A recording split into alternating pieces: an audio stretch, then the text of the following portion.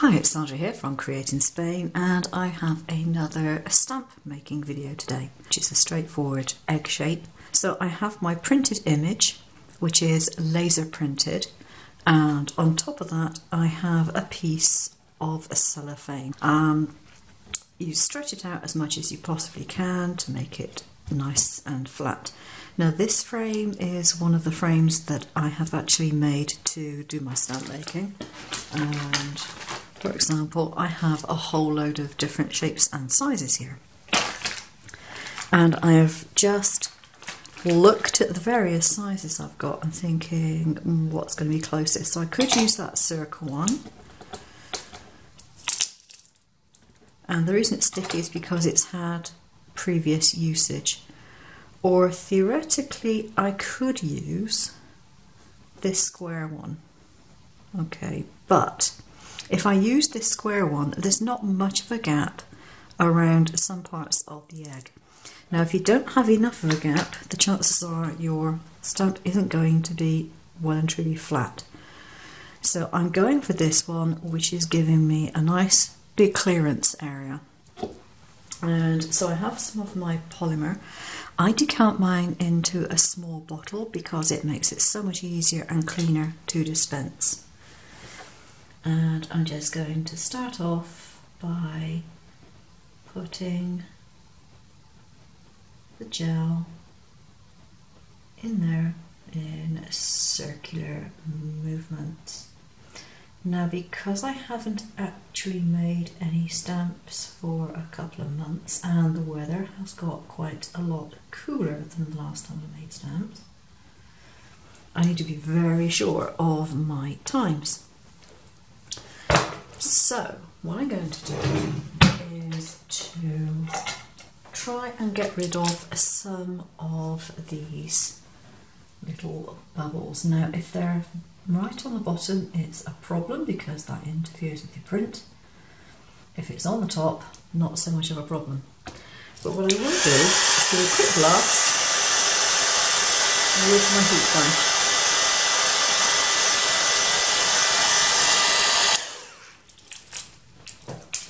And usually if I've got any largish bubbles, that will help to let them disperse. So just want to make sure that they're not on the base. Actually, I'll use a pin rather than a cocktail stick. A pin is what I generally use. Big pins like this. And just go through any bubbles to try and make sure they're not going to be in the wrong place. Okay. Now if you look very, very carefully, you should be able to see that my gel comes up to the top of this ring but doesn't actually overflow it. So I now have another piece of plastic which I'm going to put on the top there, and you can tell that it's actually contacted, and my second piece of glass will go over the top of that and I will push down. Now I have a very slight gap there, but I'm not worried about that gap because it's not important to my stamped image. That will be trimmed away in any case. But sometimes if you move the glass plate it will disappear.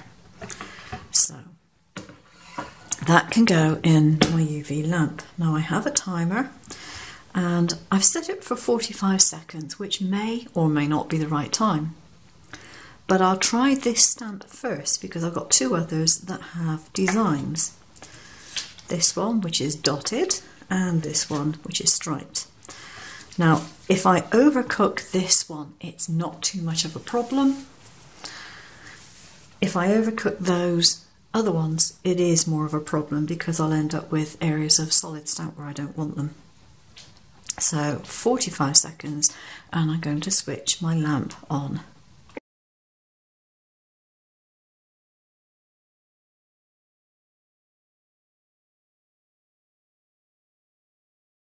Let's see what we've got here. It may or may not be successful. So what you want to do is to take out the entire sandwich. You don't want to take one piece off directly, but you want to peel it apart like so. And here you should be able to see that I have the shape of an egg in the middle. Now the beauty of these frames is that if I want to, I can just take it to the sink, wash it out in warm water with the frame in place.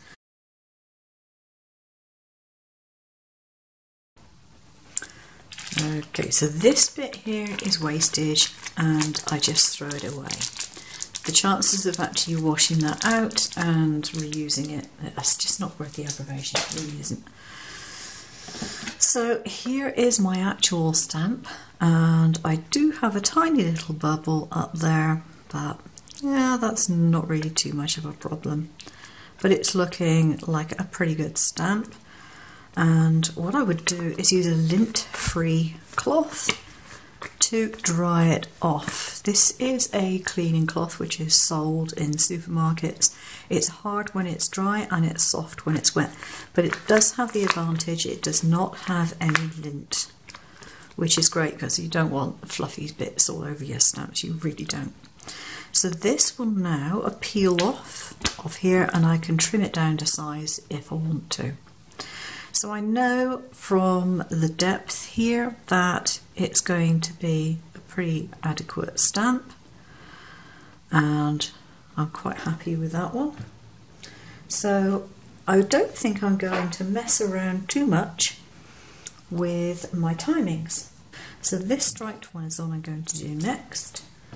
And again, I need a piece of cellophane to go over the top.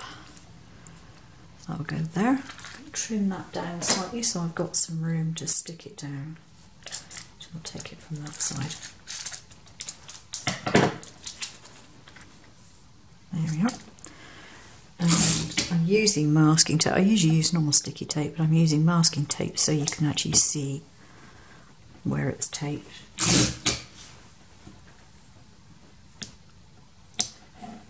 There we go.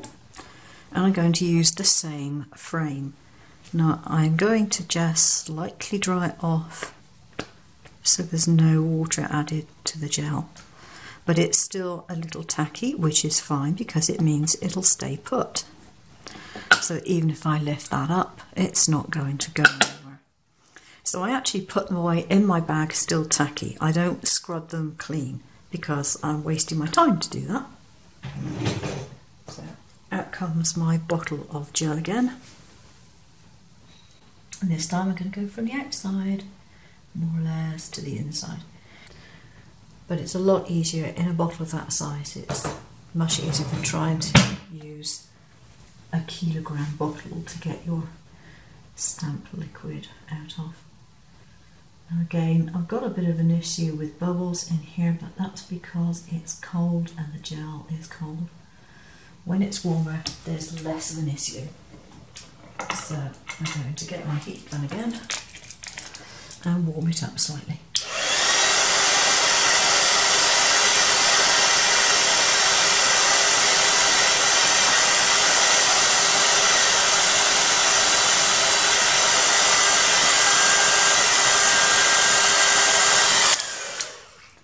Now you can see that where I warmed the gel up, it has now filled the frame, whereas before it was a bit too stiff to fill it.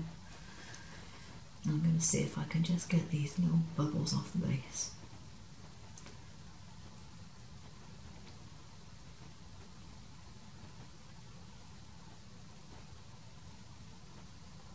The odd tiny little bubble isn't going to be too much of an issue because your ink will generally spread enough for that. Now I need another piece of plastic for the top. Now these I do reuse. I just put them in a bag after I've cleaned them and then I bring them out for the next time. So again, just put that over the top. Put the glass on the top. Now this makes sure that that is flat. Okay, so bring this back into frame again, keeping it together and in there, and I'm going to cook it for 45 seconds.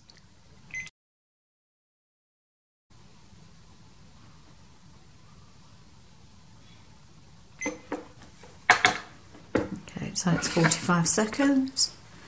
Hold it, rotate it, put it back under, and another 45 seconds. Okay. So let's see how this sandwich is going to look.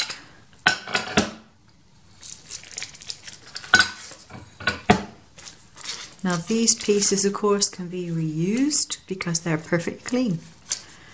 And then peel away, and you can see I've got a perfect stamp there. Just going to throw this one away, and I'm just going to wash this under warm soapy water. Now again, I'm just going to dab this dry, and here is the stamp. As I said, it's come out perfectly well, so I'm quite happy with that. And I'm going to take this off of here. So there's my stamp, and I'm going to do the last one, and then I can do a final cure on all three stamps at the same time. So the last one is this spotty one.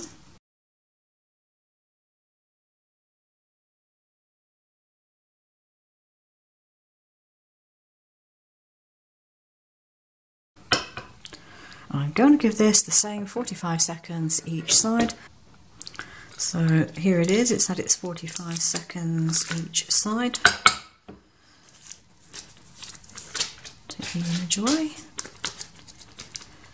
and peel off this bit here. Fold it in half and throw it away, and I'm going to wash this out. Okay, so I've got all three of my stamps basically done now, and all I've done is I've put some cool water in a small tray here and put them in there, and they're going to go in here for 3 minutes, and I've got a timer that's 3 minutes on here, so just do that. Right, while that's cooking I can talk to you.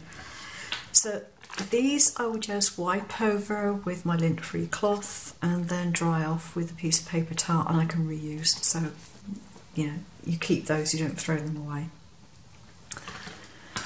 These rings that I made are in place of the old version of doing it, which was to use a foam tape.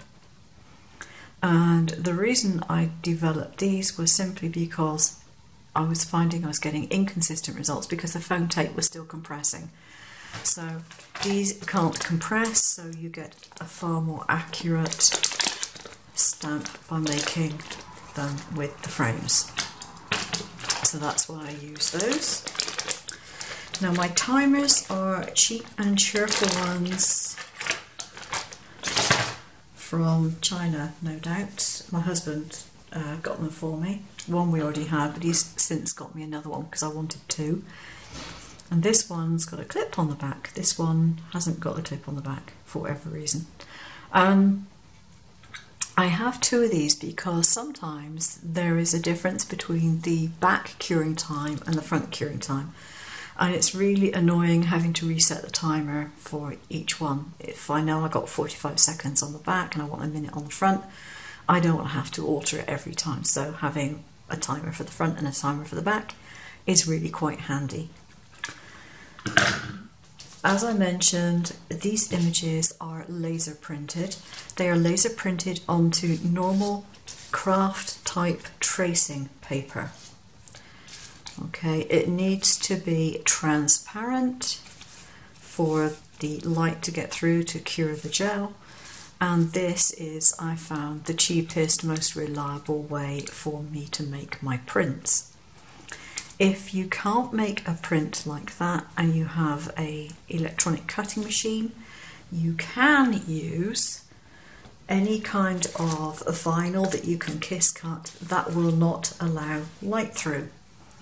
Be very aware, however, that if you have what might appear to be a metallic vinyl and you think, that will do nicely, hold it up to the light and see whether any light comes through it when you've taken the backing off, because some of those you can still see through. The glass pieces that I'm using were from my local window glass shop, and they are 1/2 centimetre thick, and I use them this thick because previously I used picture frame glass and I was scared to death I was going to shatter it by putting pressure on it, and I thought it was much better to be safer with a thicker glass, and it works just fine. When I take this out of here, which I can now because it's had its 3 minutes. Okay, they are not your standard UV lamp. You can definitely cure stamps with a standard UV lamp, it's not a problem. But the UV lamps don't last as long as these do. These will last for a very long time. UV lamp bulbs deteriorate very rapidly over use, and you'll find that your timing gets changed virtually every single time you use the lamp. Now, I use these with them facing out to the outer edge of the lamp, not facing in. If I'm doing my nails, I turn them around so that they face in, because these actually rotate in the space, so I can rotate it like so. The light all bounces around in there, so it gets it very evenly distributed, I think, in that way. Right, so let's have a look at these stamps that I have made. They are firmer now. They will be sticky. These polymer stamps are a very sticky type of stamp. They're not particularly sticky at the moment because they are still wet. As you can see, I can cut the, do it further up, I can cut the excess off so that I have just a border on there. Okay, so you can do that. If you find they are still too sticky, put them back in cold water again and give them another blast for a little while.